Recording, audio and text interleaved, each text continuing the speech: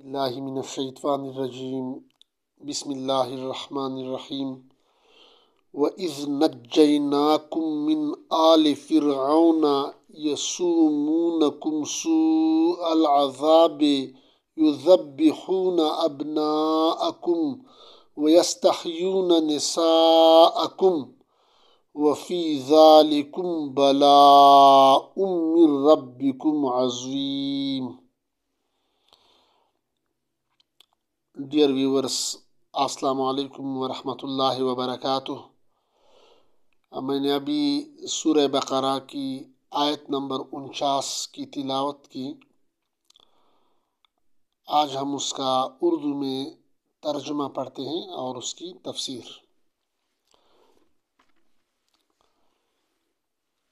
وَإِذْ اور جب نَجَّيْنَاكُمْ چھڑایا یا نجات دی ہم نے تم کو من آل فرعون فرعون کے لوگوں سے یسومونکم جو کرتے تھے یا جو پہنچاتے تھے تم کو سوء العذاب بڑا عذاب یا ناکارہ عذاب. یذبحون ذبح کر دیتے ابناءکم تمہارے بیٹوں کو ویستحیون اور زندہ چھوڑتے نساءکم تمہاری عورتوں کو یا تمہاری بیٹیوں کو. وفی ذالکم اور اس میں بلاء آزمائش تھی یا نعمت تھی من ربکم تمہارے رب کی طرف سے عظیم بڑی.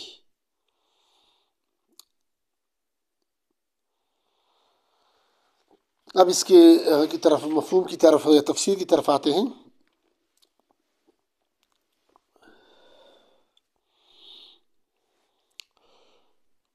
وَإِذْ نَجَّيْنَاكُمْ یہاں پر اس آیت کا موضوع ہے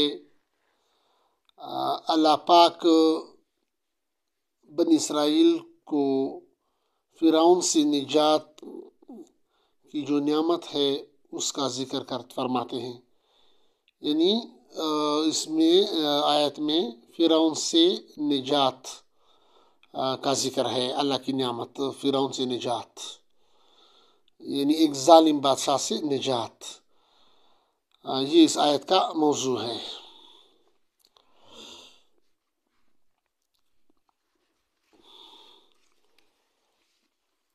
وَإِذْ نَجَّيْنَاكُمْ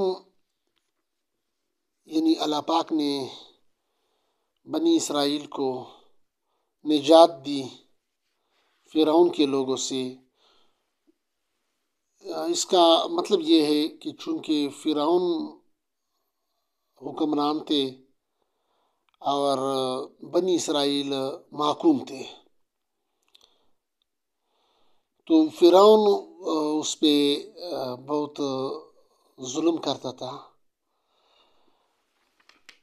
اس طرح یہاں ذکر ہے یسومونکم دیتے تھے یا پہنچاتے تھے سوء العذاب بڑا عذاب یا ناکارہ عذاب. یعنی اس سے لیتے تھے، اس کو تکلیف پہنچاتے تھے بنی اسرائیل کو، چونکہ محکوم تھے تو اس کو فرعون کے لوگ یا فرعون کے قوم کے لوگ اس سے بزور محنت یا مزدوری یا بگار لیا کرتے تھے جبراً، اور اس طرح اس کو جسمانی اور ذہنی کوفت پہنچاتے تھے یا تکلیف پہنچاتے تھے. تو ایک ظلم وہ یہ ظلم کر دیتے فرعون کے لوگ.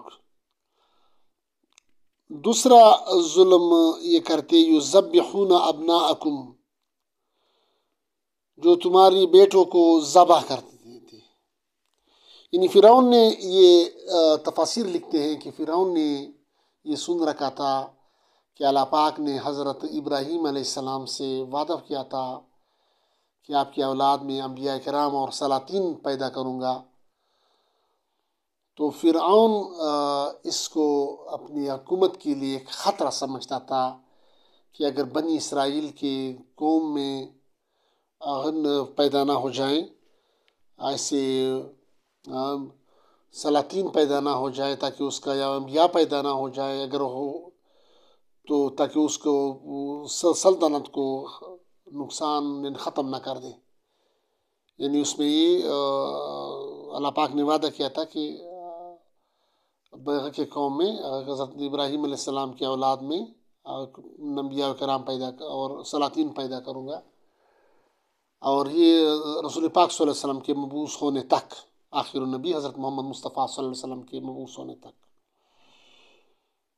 تو یہ موسیٰ علیہ السلام کی پیدائش سے پہلے اس نے یہ حکم نامہ جاری کیا کہ بنی اسرائیل میں اگر کوئی بچہ پیدا ہو، اولاد کوئی لڑکا پیدا ہو، تو اس کو ذبح کیا جائے. یعنی اپنی حکومت کو بچانے کے لیے معصوم بچوں کا قتل عام کر رہا تھا.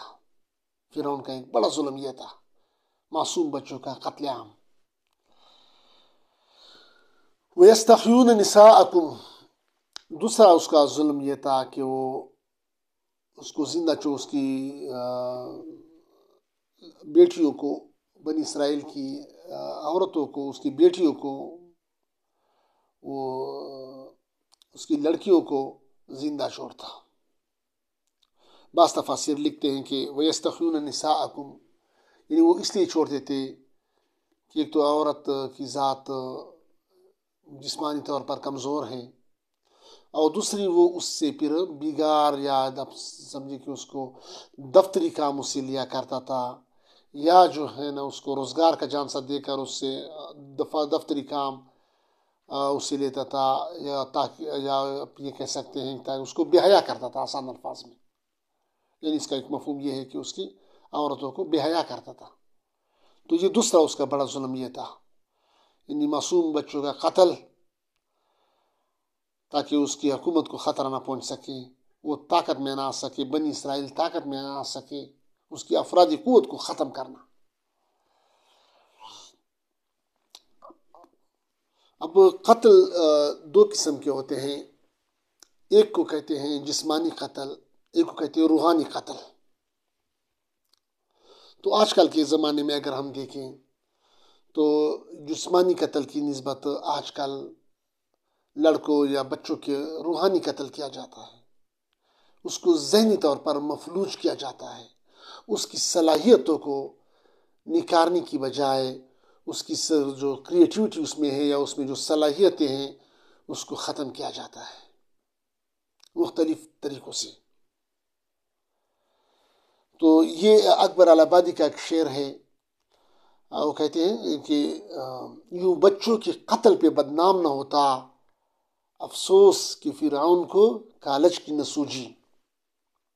یعنی مطلب ہے کہ بچوں کو آگ سے دور رکھنا، قرآن و سنت کی تعلیمات سے دور رکھنا، اس کی ذہنی صلاحیتوں کو مفلوج کرنا، اس کو فحاشی میں مبتلا کرنا، تو یہ کیا ہے؟ اس بچوں کا روحانی قتل ہے. تاکہ اس میں بچوں جو نیو جنریشن ہے اس میں لیڈرز پیدا نہ ہو سکے، ایسے لیڈر پیدا نہ ہو سکے جو قوم کی رہنمائی کر سکے، صحیح معنوں میں ٹرو اسپرٹ کے ساتھ قوم کی رہنمائی کر سکے. اس کا راستہ تو ایسے بچوں کے، ایسے لڑکوں کو، ایسے نوجوان نسل کا راستہ روکنے کے لیے آج کل کے زمانے میں بچوں کا اسکولوں، کالجز اور یونیورسٹیز میں ایک قسم کا روحانی قتل کیا جاتا ہے. مختلف طریقوں سے اس کو فحاشی کی طرف لایا جاتا ہے، اس کو دین سے، قرآن و سنت سے دور رکھا جاتا ہے. یونیورسٹی تک تو وہ پہنچ جاتے ہیں لیکن قرآن و سنت سے وہ بے خبر رہتے ہیں. حالانکہ قرآن کا معنی و مفہوم سمجھنا یہ فرض ہے، ہر مسلمان پر، مرد و عورت پر فرض ہے، کیونکہ یہ آپ کو زندگی میں بھی کامیابی کے راستے دکھاتا ہے اور آخرت میں بھی آپ کو جنت میں لے جاتا ہے.